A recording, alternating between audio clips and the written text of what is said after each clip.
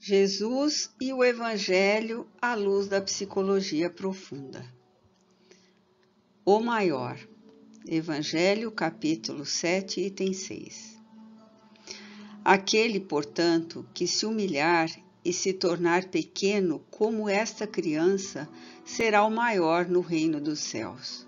São Mateus, capítulo 18, versículo 4.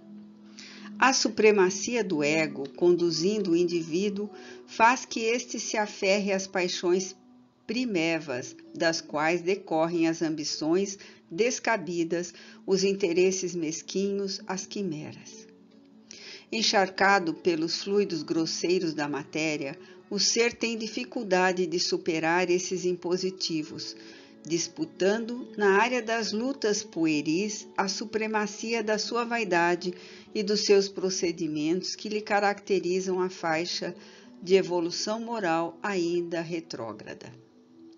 Ocultando a sombra, mantém-se vinculado aos formalismos, às tradições, às aparências, embora os conflitos subreptícios em que agoniza.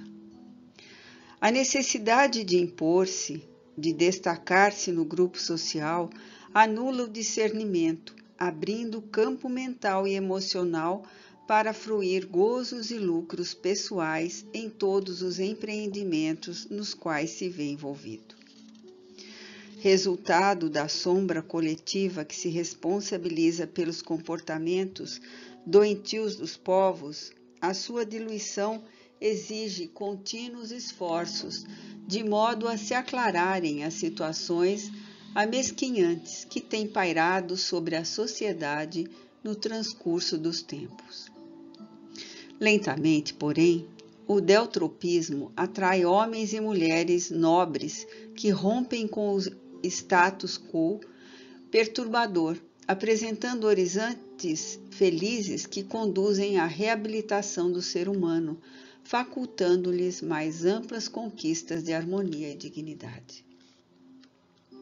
Jesus enfrentou essa terrível herança ancestral em soberano governo, onde as consciências dos seus contemporâneos, submetidos aos caprichos das leis arbitrárias e punitivas, na sua crueldade e rudeza, estabeleceram a relatividade dos valores humanos, o que, de certo modo, ainda permanece na Terra, especialmente quando da irrupção das guerras hediondas que submetem uns à dominação de outros, permitindo-se subestimar aqueles que lhes não pertencessem à casta, à raça, à religião, em famigerados preconceitos que os dividiam e amesquinhavam os considerados inferiores.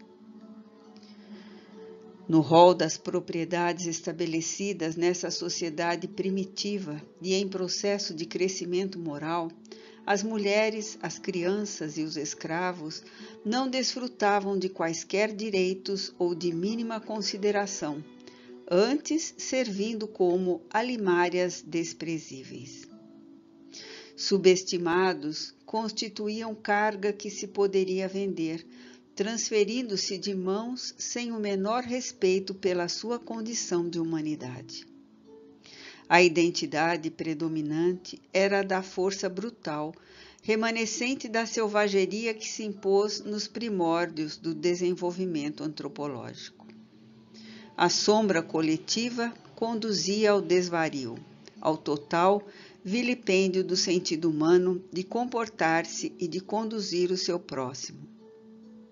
Jesus, o homem nazareno, se deparou com essa terrível situação espiritual e cultural, enfrentando a hediondez e o crime, que são alguns dos disfarces da ignorância quando predomina em a natureza da criatura. Ele iria reverter essa situação ignóbil, arrostando as consequências, assim como espancando a de natureza individual com o esclarecimento, a liberdade de consciência e a dignificação do próximo.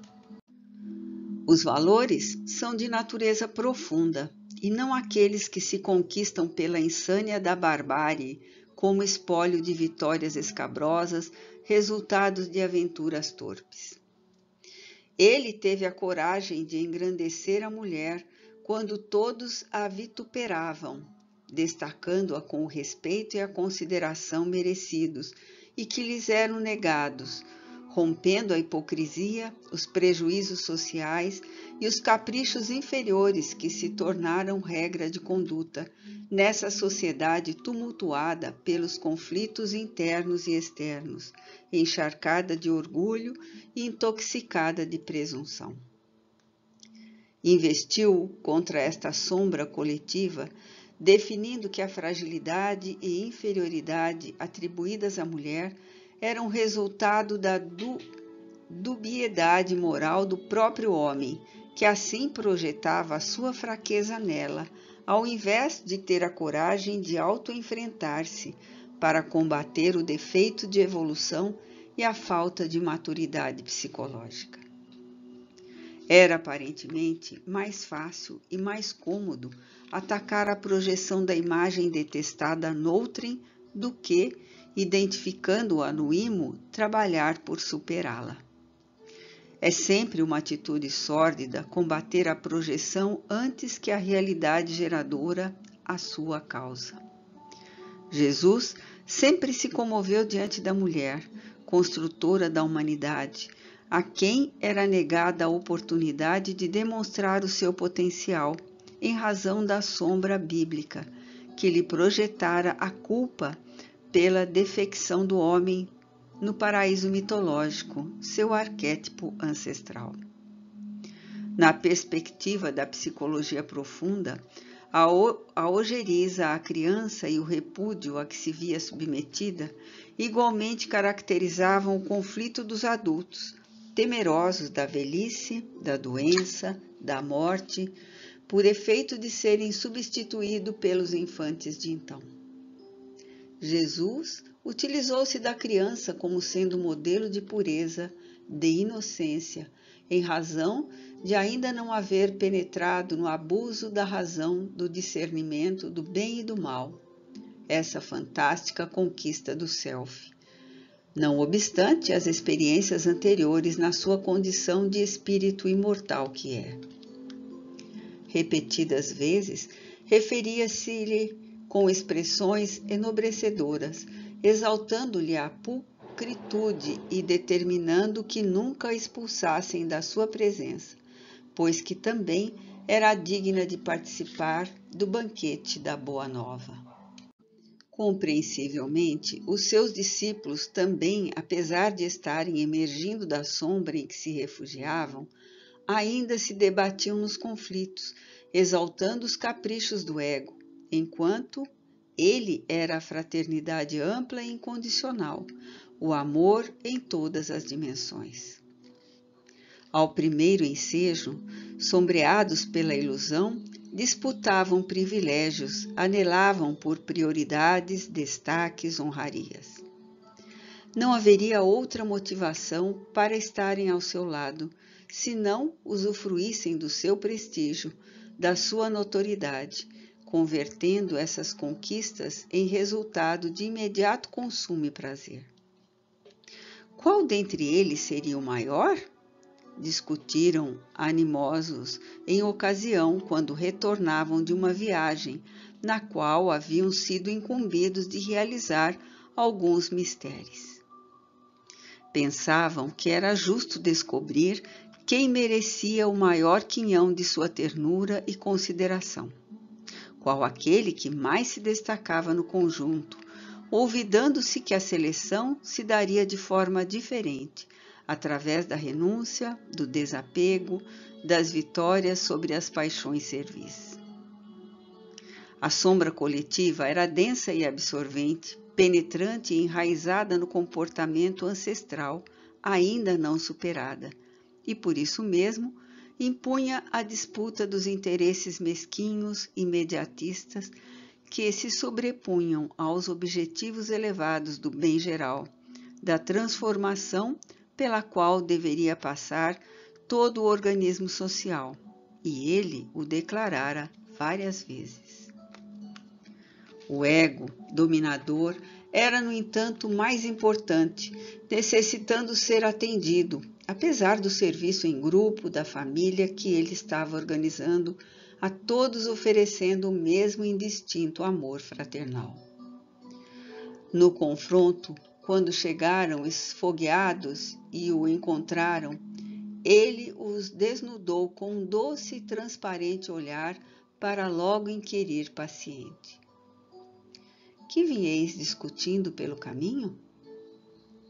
Descobertos, quais crianças surpreendidas em erros que não podiam ocultar, envergonharam-se, entreolharam-se, mas a verdade é que desejavam saber quem era o mais amado. O tema estava pulsante em seus sentimentos apaixonados, assinalados pelos ciúmes e por querelas ridículas, pela competição, pela inveja. A interrogação que os requeimava, feita pelo homem Jesus, conduído da ingenuidade deles, recebeu o silêncio da pusilanimidade, da covardia moral para enfrentar o esclarecimento. A atitude de fuga da realidade para o disfarce era ainda a melhor maneira de deixarem-se conduzir pela sombra torpe. Viviam com ele e o não conheciam. Estavam na claridade e optavam pela treva. Aturdidos, ouviram e viram o terapeuta das suas enfermidades tomar de uma criança e transformá-la em modelo. Para ser o maior no seu conceito, era necessário fazer-se o menor, o servidor, esquecendo-se de si mesmo e altruisticamente colocando seu irmão no lugar onde desejasse estar. Esse foi um dos magnificentes momentos do Evangelho, o encontro do ego doentio com o self libertador. Ninguém havia tido coragem para propor esse enfrentamento que tardava na economia social da Terra, dominada pela sombra coletiva do seu primarismo psicológico. Ele viera para que se tivesse vida, e essa é libertação da ignorância, da noite, da sombra do erro. Ainda hoje, o repto de Jesus homem permanece rompendo as masmorras que aprisionam o ser estúrdio e enfermo, que se recusa à pureza, à inocência, à espontaneidade dos sentimentos, permitindo-se manter os gravames das suspeitas infundadas, dos ressentimentos doentios, das intrigas infamantes, dos caprichos mórbidos. Ele não exigia, jamais condicionava, nunca, porém, se submetia às paixões em voga. Vivia intensamente a mensagem que ensinava com palavras e exemplos, silêncios e sacrifícios.